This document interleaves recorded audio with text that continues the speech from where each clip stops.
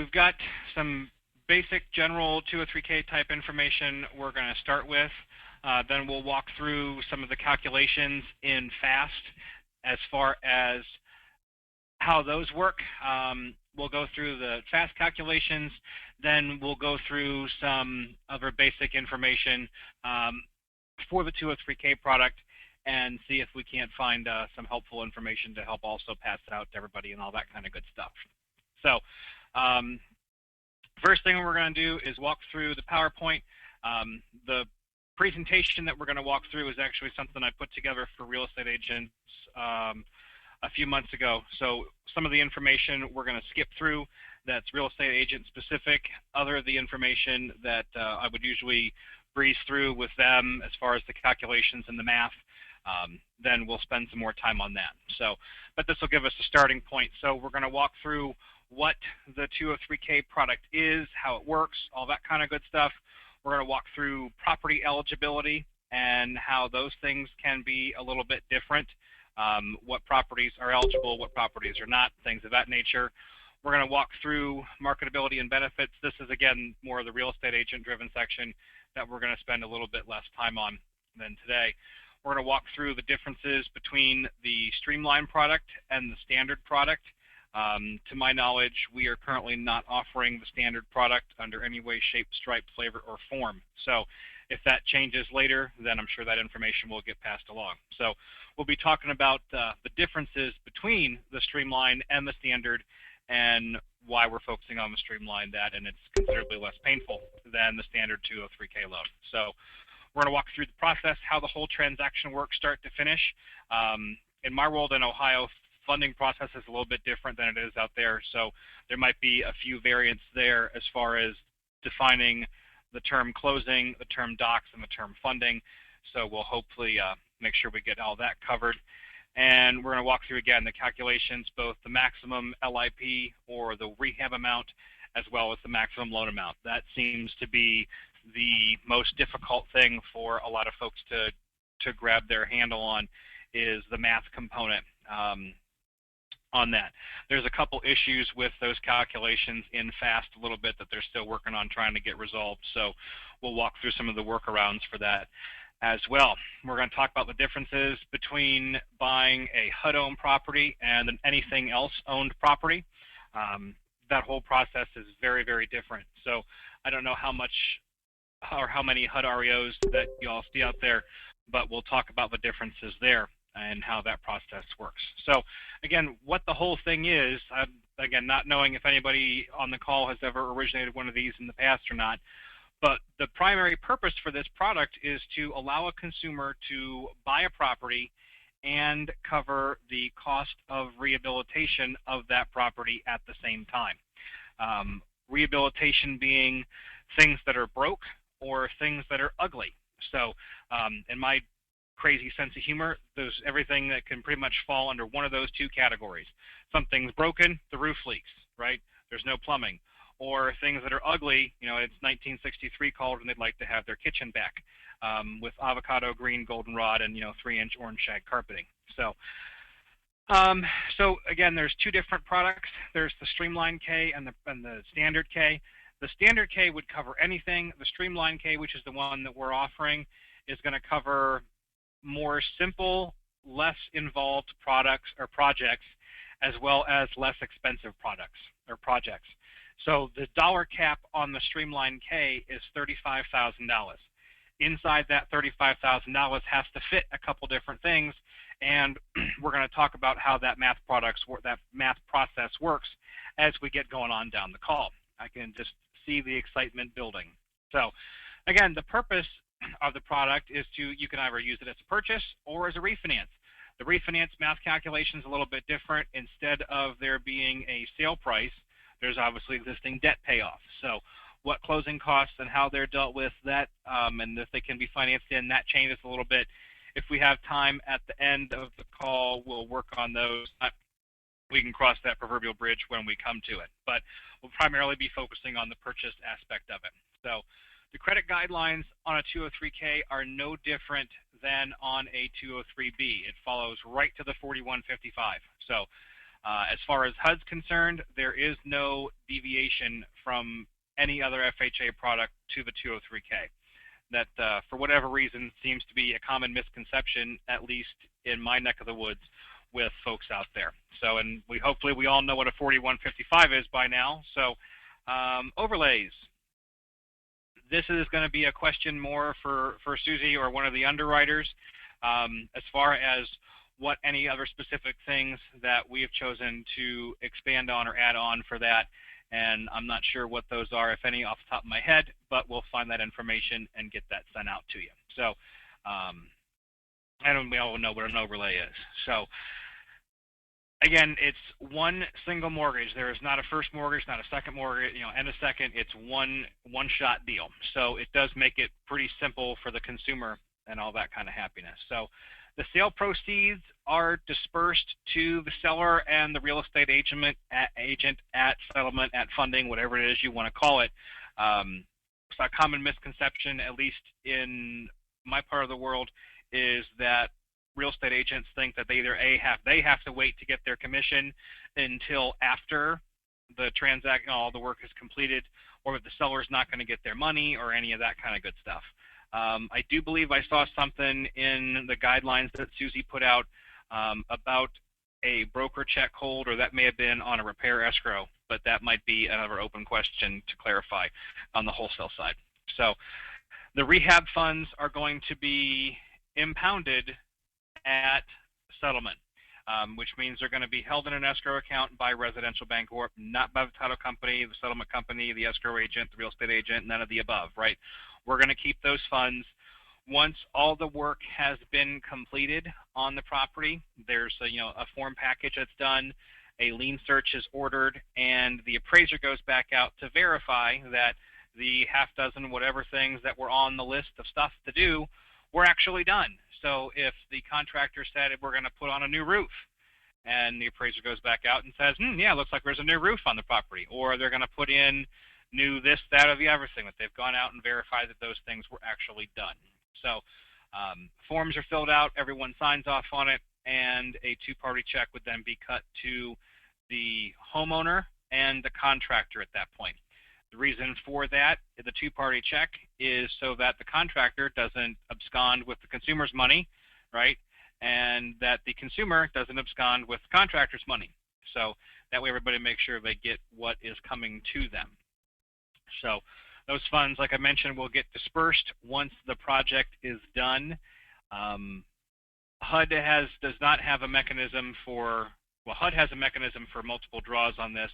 I believe we have made the decision to not have any draws until the work is done, with the exception of a case-by-case basis for large-scale projects, things that are material heavy.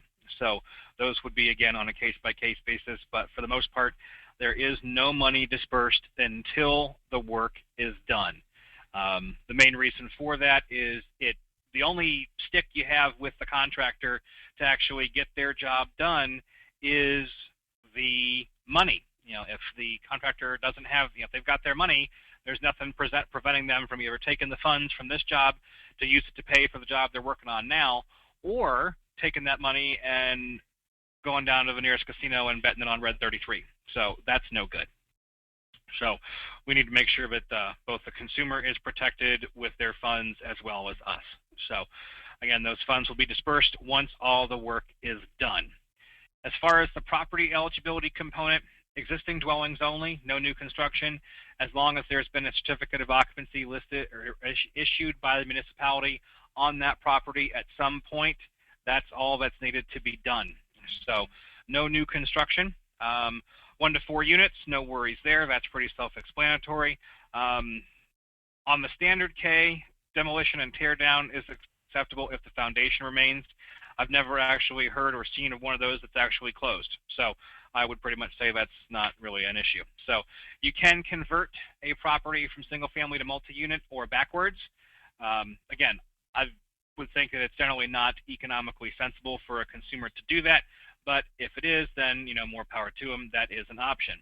So any required items would be there any MPR or MPS issues. So anything the appraiser would call out as a defect on the property under a 203B transaction would have to be included as a 203K loan, or in that 203K scope of work, excuse me.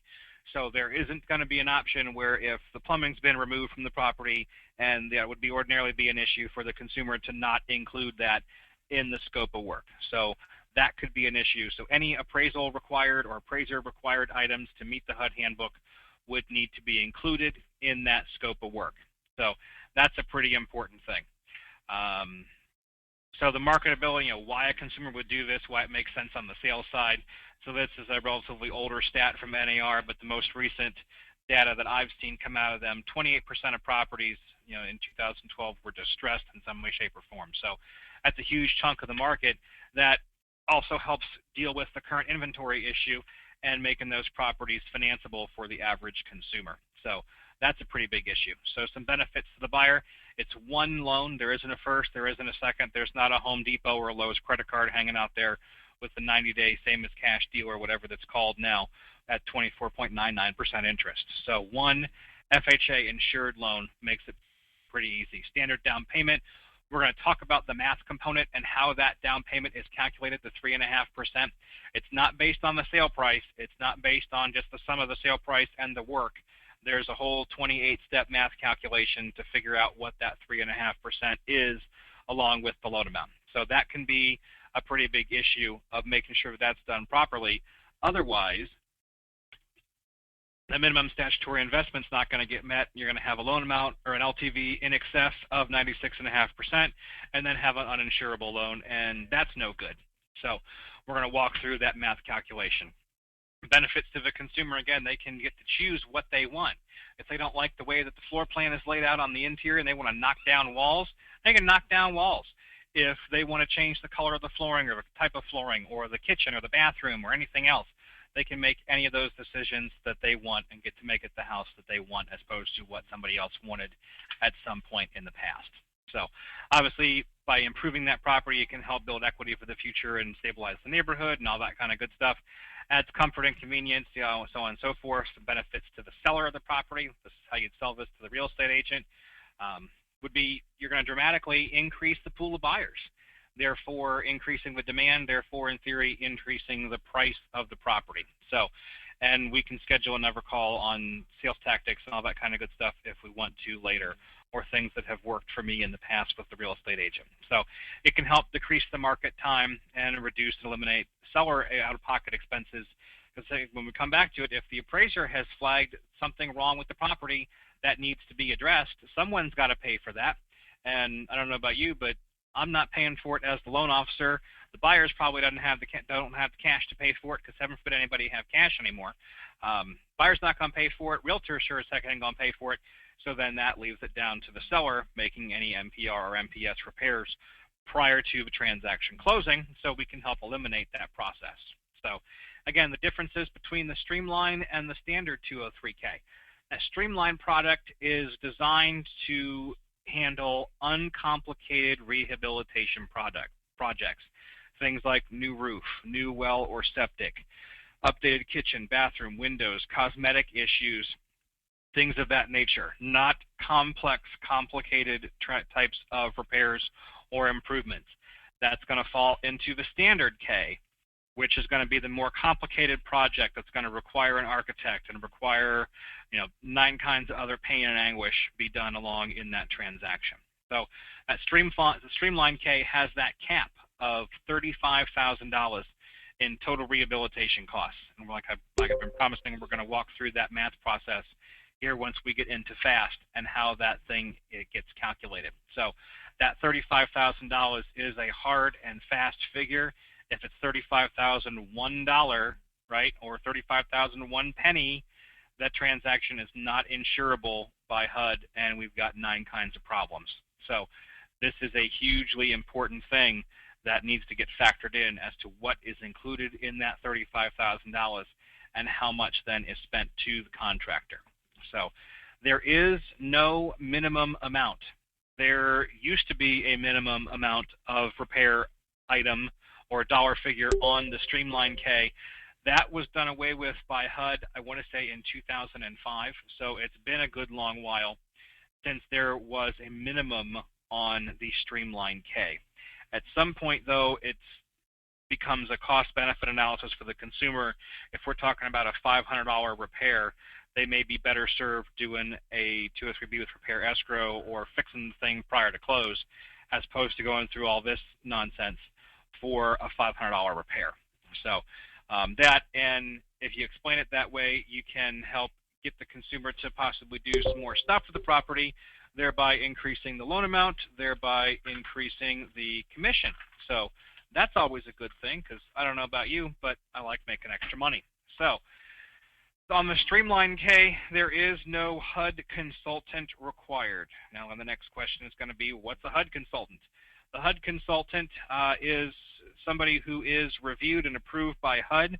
They're based on geographic area and selected out of FHA Connection. That HUD consultant is going to be the, for lack of a better term, dictator on that project. They will dictate to the consumer what they do, what they don't do, what the contractor can charge.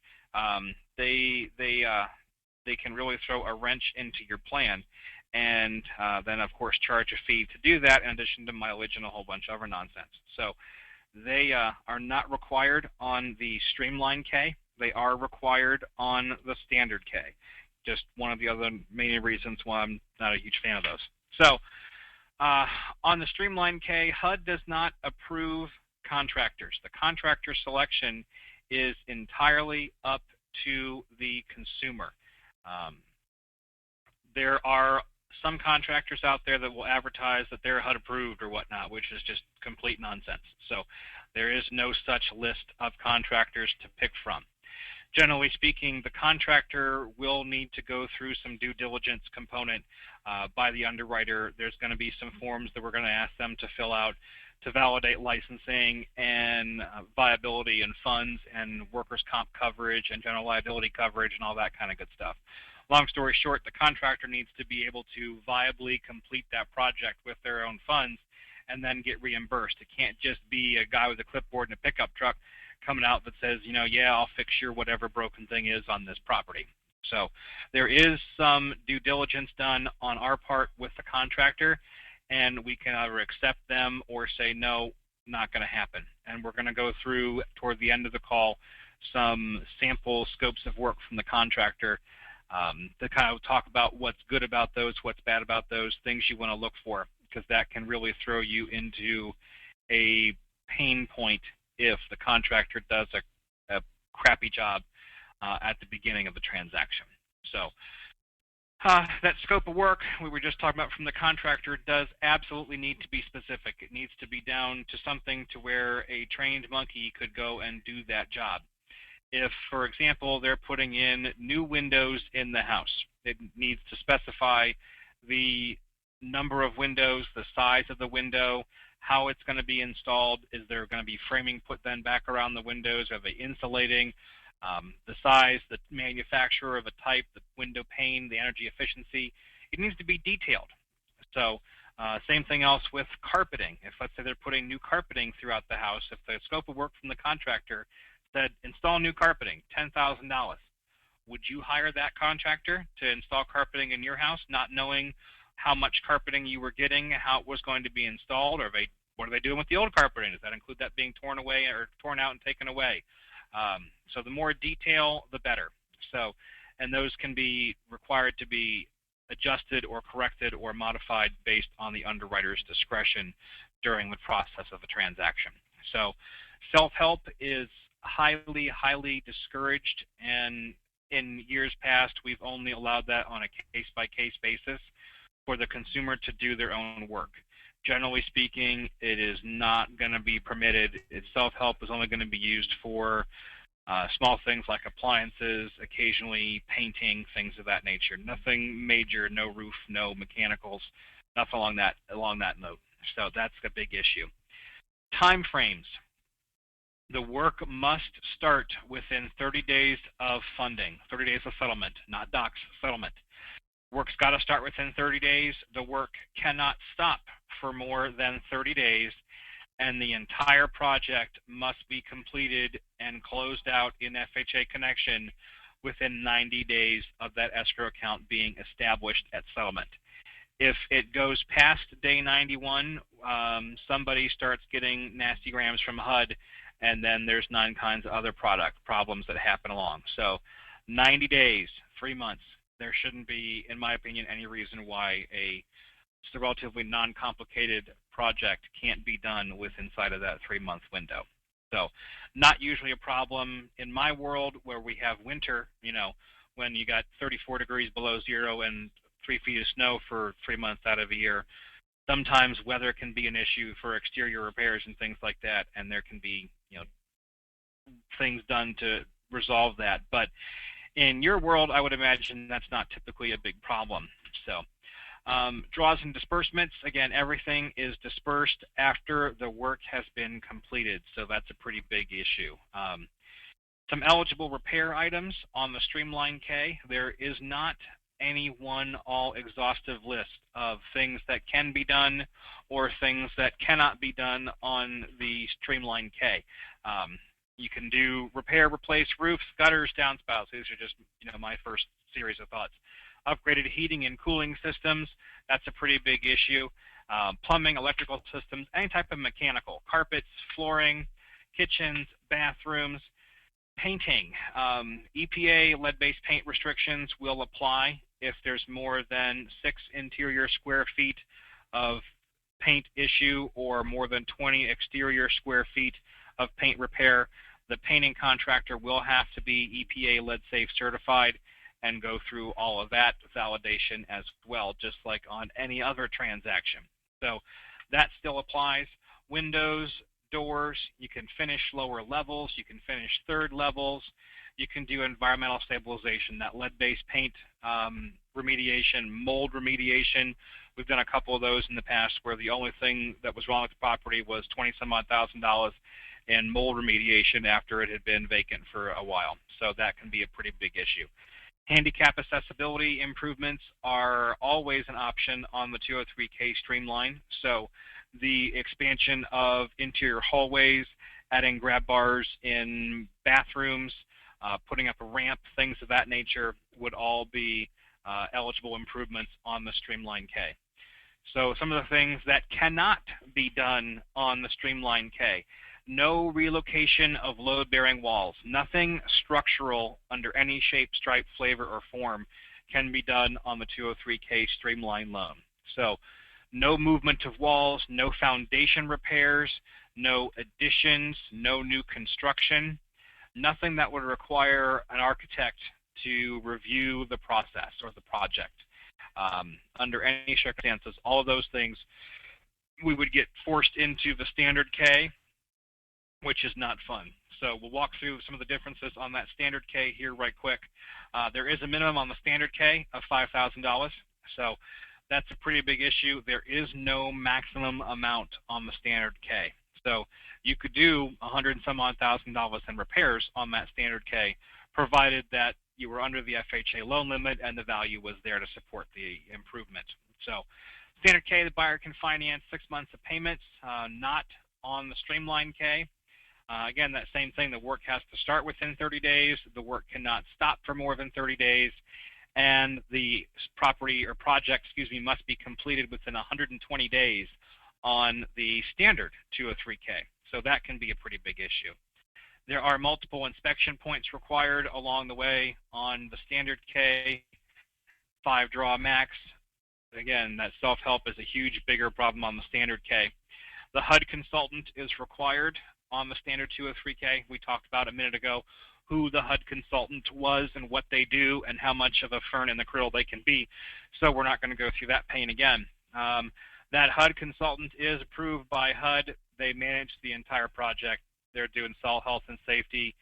They will write up and discuss what the contractor can and cannot do, what the homeowner can and cannot do, and all that kind of good stuff. So in that standard K process, we've got room additions. You've got the movement of load-bearing walls to the formidable. You can gut the interior of the property down to the studs if you want to. So anything that's going to require architectural exhibits would fall under the standard K guideline, and anything obviously on the Streamline list. So luxury items are ineligible under either program. So no pool, no hot tub, no outdoor kitchen, no sauna, nothing along those lines. There's a list that list there came directly from a mortgagee letter. So nothing along those lines can be added under either program. So that's a pretty easy one. So as far as the process goes for the consumer-facing component and the real estate agent, again, that borrower has been pre-qualified with rehab financing taken into consideration at the beginning. Number 2, for the real estate agent, go sell them a house. That's pretty easy. Number 3, getting the contractor into the property to complete the scope of work and the estimate. That is something that you would absolutely want to stress with your real estate agent partners, is the importance of getting the contractor into that property. The sooner that purchase contract has been written, the better. In a lot of cases, I would encourage that the consumer even have the contractor out to the property and accept their proposal or scope of work even before they have written an offer on the property and sent it to the seller for review. They can obviously make their offer to purchase to the seller contingent upon an acceptable estimate from the contractor, things of that nature, because there's not a whole lot we can do on the loan side until you know how much money they're going to spend to the contractor. Otherwise, it's going to be redo everything all over again, change the circumstances, go back to the underwriter, and who wants to go back and forth through that pain more and more than they have to. So that's no good. But getting that contractor in at the beginning is absolutely critical, and that's going to involve the real estate agent getting them into the property with access. So number 4, that scope of work, or SOW, from the contractor is going to get reviewed and accepted by the underwriter. If the underwriter doesn't like it, or it's incorrect, incomplete, inaccurate, then the underwriter will ask the contractor to make changes, make additions, delete things. One of these that Stephanie and I had reviewed the other day on one of the first transactions that came in under this product, the contractor had snuck in some structural issues, structural repairs with the foundation there, and then they wanted to finance in $2,100, I believe, for a structural engineer to go out and certify something. So that's obviously a pretty big no-no. So those things need to be reviewed again at the beginning of a transaction, because if structural repairs are required, there's not a whole lot of reason to go much further than that. Otherwise, you're just spinning your wheels in a loan that's not going to close. So that's no good. Number 5, applications completed process, just like any other transaction, income, assets, credit, all that's verified. The appraisal is slightly different. The appraiser is going to need the complete and final scope of work from the contractor before they can finish the report. They're going to appraise that property subject to everything on that scope of work being completed. The appraiser will issue both an as-is and an after-improved value to that on that appraisal report, and both of those numbers will come into play in determining the maximum loan amount. So what's the property worth as it sits in its current condition, and what would it be worth after everything on that scope of work has been completed? So that's a pretty big important thing to make sure that we're covered on. So number 7, underwrite close, just like any other transaction. It's going to go to docs, it's going to go to fund. Once it's funded, then, and the consumer then has the keys to their property, the contractor starts the work, rehabilitation is completed. Once all the work is done, appraiser goes back out, verifies an updated lien search is going to be completed by the title company to look for mechanics liens or anything else that could have been attached to that property in the meantime, because that could, jeopardize lien position for us, and that's no good. Also could throw a wrench in the consumer's world down the road. So we don't want that to happen. So they'll make sure that no other liens are on the property, and then forms and a 2-party check is dispersed. It's then going to go to the insuring department to be closed out in FHA connection, and then everybody's done. So if there is any money left over, so we'll talk about the contingency reserve here in a second. If the project comes in under budget, which anytime I've hired a contractor to do work on anything I've ever owned, I've never seen something come in under budget. And I do about 12.5 remodels a year, so I've never seen anything come in less than what the contractor anticipated. But in the event that it does, right, then any excess funds that we have in the escrow account would be applied as a principal reduction to the consumer's loan. There is not an option for them to get the cash back. There is not an option for them to do more work. So, because that could change everything. So that's a pretty big thing. So that, and the consumer is going to want to know once they see the initial worksheet, well, hey, you've got all this extra money. What happens to my money? So we don't get to keep it, which is kind of common sense. So everything would go to the principal as a principal reduction. The math, here's the important part. The first thing we're going to have to look at is the HUD County unit table. So that's a pretty easy thing. I'm assuming everybody here knows where to go to look to find out what the maximum loan amount is, or FHA loan amount is, based on that county and the number of units in the property. So that's the first thing. That 3.5% is calculated as the minimum required investment of the acquisition cost, which is the sum of all the work to the contractor, the contingency reserve, the supplemental origination fee, the lien reinspect, the lien search, the title appraiser reinspection. The sum of that entire figure is where the minimum required investment comes into play, and we'll walk through that when we go through FAST and the 92-700, which is the 203K worksheet. So we'll do that in FAST. So again, it's going to be just like anything else, where it's the lesser of the sale price or the appraised value. So here, it's the lesser of the rehab cost and the sale price, or the as-is and the as-is value, or 110% of the after improved value. So there are cases where if the consumer is doing purely cosmetic issues that don't really add value to the property, that they can still potentially get the loan closed, provided we don't hit that 110% mark. So that could be an issue. Otherwise, just like anything else, they're paying more for the property than what it's worth, and they can do that, but the buyer is then paying those funds dollar for dollar out of pocket. So to determine what the rehab costs are, you've got labor and materials to the contractor. That's pretty easy. You've got the contingency reserve, inspection and lien update fees with a typo in there. That's no good. On the standard K, they can finance in those pity payments, architectural engineering fees on the standard K, the HUD consultant permits can be financed on the standard K, not on the streamlined K. The contractor would have to include those in his or her or its estimate. So the supplemental origination fee, or I like to call it SORF because I like to make words out of acronyms, $350 or 1.5% of the rehab cost. Where this fee goes in FAST is incredibly, incredibly important. Otherwise, if it's not done properly, it would be an undisclosed fee and then could not be done as a changed circumstance, and then we're out money, and then that's no good. So it's got to be done properly or we can't charge it. So discount points on repair costs, those can be also included in the rehab cost. The HUD REO property, I want to take a second and walk through that before we hit into FAST. The HUD REO sales contract, which is Form 9548, absolutely must have the 203K box checked in box 4 of that document.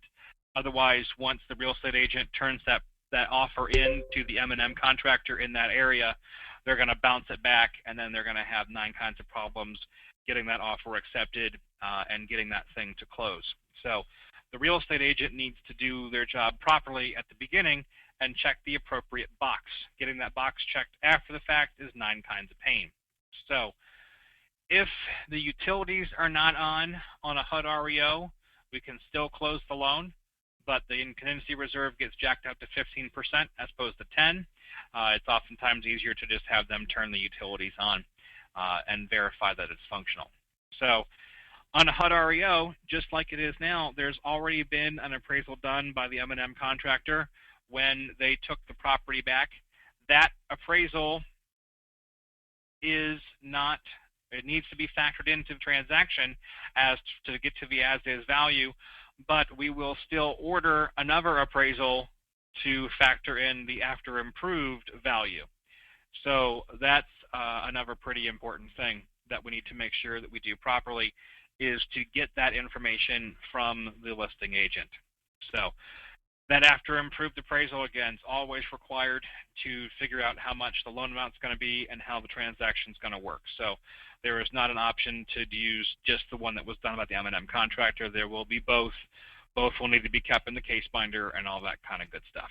So you can then go to HUD.gov to get more information. You can send an email to answers@HUD.gov and wait 3.5 weeks to get a response, or you can always call me to get further information, or pester the underwriter or pester Susie. I like the pester Susie option better than the pester me option, but that works too. So we'll kind of start walking through the process in FAST as far as how the transaction works. So I have a sample one in here for the borrower's name is Thomas203K. So once you've done the data entry for that and you've got obviously the consumer's information, the credit pulled and all that kind of good stuff, then we're going to start putting information in. So the first place I have found that it's helpful to go is the 203K worksheet. So to get to that through the eDoc Manager, you're going to go over to Forms. You're going to scroll down to FHA, go to 203K Maximum Mortgage Worksheet. You've got to add it into the folder, and then it will be there in the eDoc Manager for you to use. So you have to start then editing that file. So to do that, just like any other document, you're going to click on the little pencil dude and start putting the information in. So the more information you already had entered into the loan is what would pull through. So it's obviously going to be an owner-occupant. We're going to assume single family. Let's go with it not being a HUD REO purchase. It is a standard. And let's go sale price just to make the math easy in my head. $200,000. Nope, not $2 million. $200,000. Let's go with the fact that the as-is value will also be the same. The after improved value would come from the appraisal after the work has been complete, or the transaction's been through underwriting and that's come back. I'm going to come back to that number in a second, or that box in a second, and I'm going to show you how you calculate what the minimum after improved value would be. So borrower closing costs and prepaids don't really matter on a purchase. That would come into play on a refinance. And energy efficient improvements, that's going to fall under the EEM category that I don't believe we're monkeying with right now at all. So the total cost of repairs on line B1 is going to come from the contractor's scope of work. So let's go for an example that the contractor was going to do $25,000 in repairs or renovations to that property. The contingency reserve on line B2 is always going to be at least 10% of the total cost to do that. The inspections and title updates, there's going to at least be one, and I believe that the dollar figure that Susie had reviewed and researched to figure out what an average for these is $150 a crack. So one inspection fee for the appraiser at $150, one title update at $150. So if you notice, it's been starting to calculate our loan amount down here as we go. We're not doing a standard K, so there's no payments to be included, no architectural, consultant, permits, nothing along those lines.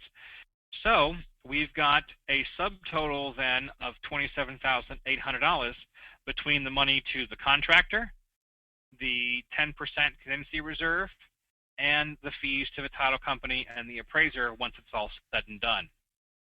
To calculate then our supplemental origination fee on line B11, it's going to then calculate at 1.5% of this figure, or $350, whichever is higher. So in this case, it's going to be $417 as the supplemental origination fee.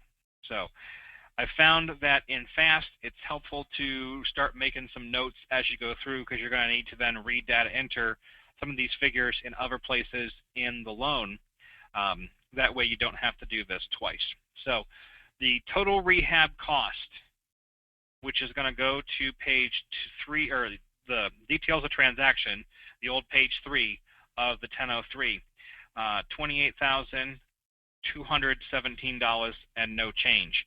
It is important to use the change, the cents, the pennies, assuming that those exist.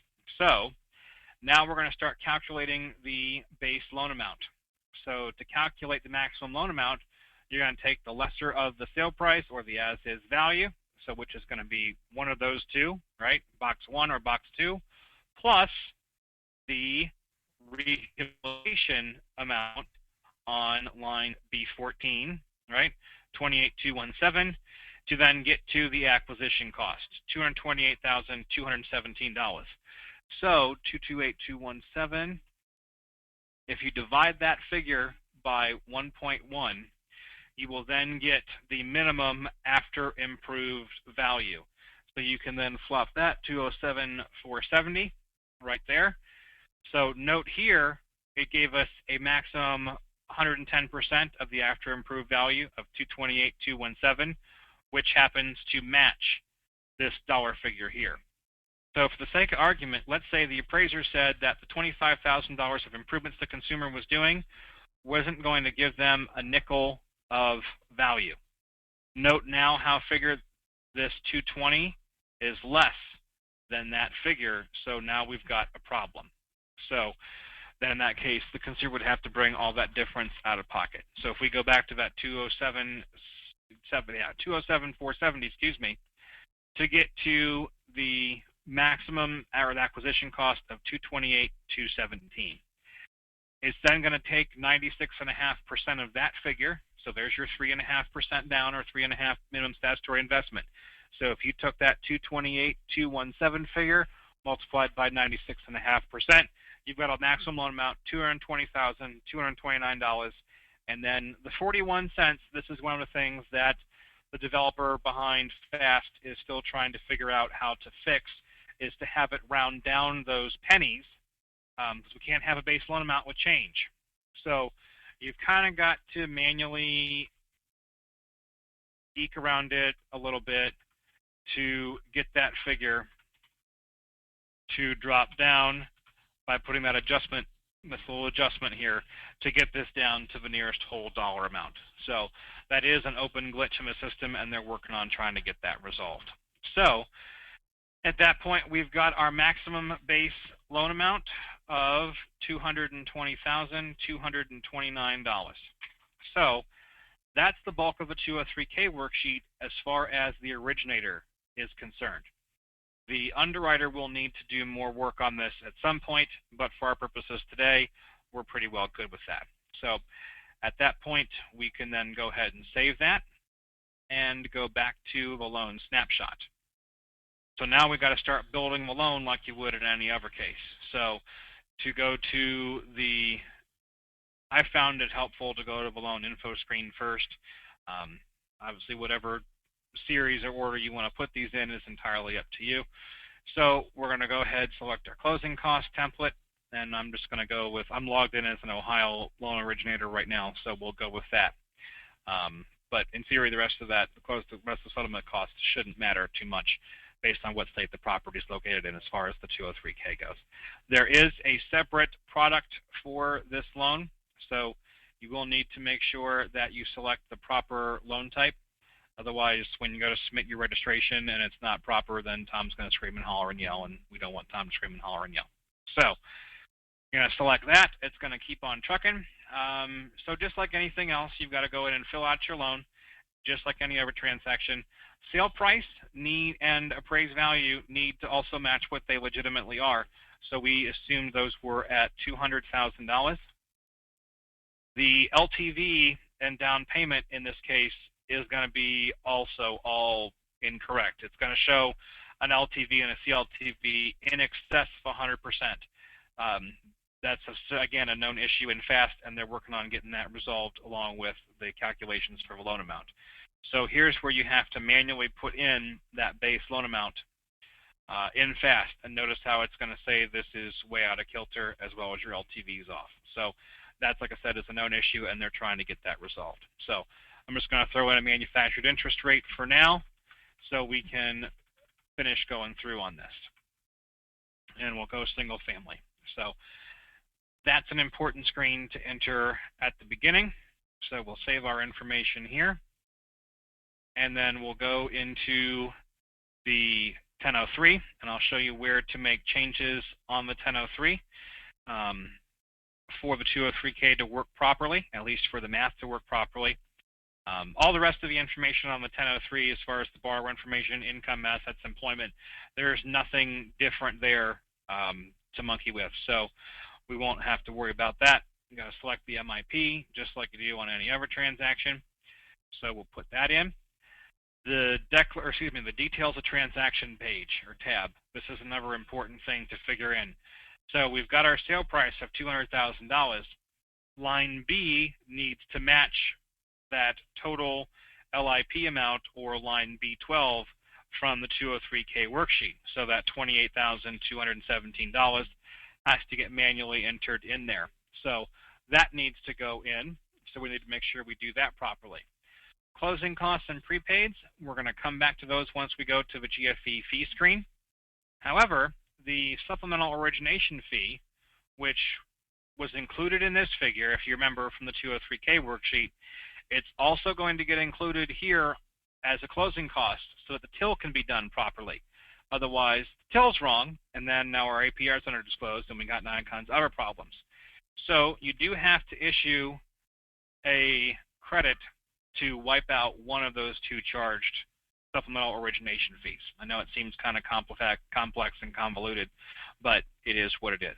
So if we save our information here and then go to the GFE fee screen to finish putting all of that information in, just like any other transaction. So we got to put our first payment date in. So let's go with November 1. Let's do close date. Sure, why not? So the supplemental origination fee, whatever your standard set of default closing costs is, you've absolutely got to make sure that this 203K supplemental origination fee is included on the GFE fee screen as an APR, as a QM fee, as an everything else, as a prepaid finance charge. Otherwise, you're going to have problems. I've got it set up for closing cost defaults, at least in Ohio. The default is the $350. You do have to then put that in as to whatever the appropriate fee is. So I'm not going to monkey with putting title insurance and transfer taxes and escrow impounds and all that other nonsense in there, because that's the same as it would be on any other transaction. So that is the math process in FAST to make sure that everything is done properly. Couple things I would want to emphasize on that is making sure that on the 1003, as we bounce back to that, that you put the LIP amount and the details of transaction. Otherwise, the cash to close is going to be significantly understated, and then you could have a problem in underwriting later, and that's no good. So that's the process in FAST. Some of the underwriters and I have walked through this example or an example of this a couple, 2 or 3 times. So they should also be familiar. Both Stephanie, Carmen, Susie, and Leela should also all be familiar with how this process works so that they can help you if need be as well. So that's that. The other thing I want to throw out there is this document. This is something I'd put together a while ago as a home buyer information thing or something to give to real estate agents. And I can send the original of this to Usher to be edited for it to not have Ohio information in it, but to have each of the different branches in there as well. So it kind of walks through some basic stuff with the consumer of some FAQs, things of that nature, and I'm not going to sit here and read the whole thing to you because it's what we've been talking about for the past 54 minutes. So it kind of walks through some basics of how the consumer would make the process work. There's a lot more, way more information than they would ever want to need in here. But there's also some sample scopes of work from contractors in here. Obviously, these are a little bit dated, and I've blacked out the information for the consumer and the contractor. So shows a little bit of information of what all can be done and how detailed that the scopes of work from the contractor need to be. I can't stress that enough, that this be detailed. A couple of these that I've done over the years that, there's been disputes with the contractor and the homeowner, that one has sued the other one. I've ended up getting called as a witness on those, and it's just ugly. And one, I saw the contractor win, and this poor woman got hosed out of her kitchen. But that's no good. So there's a handful of those, and this one's obviously at $96,000, incredibly more complex than the standard or the Streamline K would be. But as soon as I went here, you got $17,000. So as far as how detailed these need to be. So I'd suggest kind of thumbing through those and familiarizing yourself with some of the language and how things are phrased. And it might be different a little bit out there with what common and customary things are for a contractor. So I would suggest that, like I said, that you kind of familiarize yourself with this, and you can always pester me with questions and things of that nature.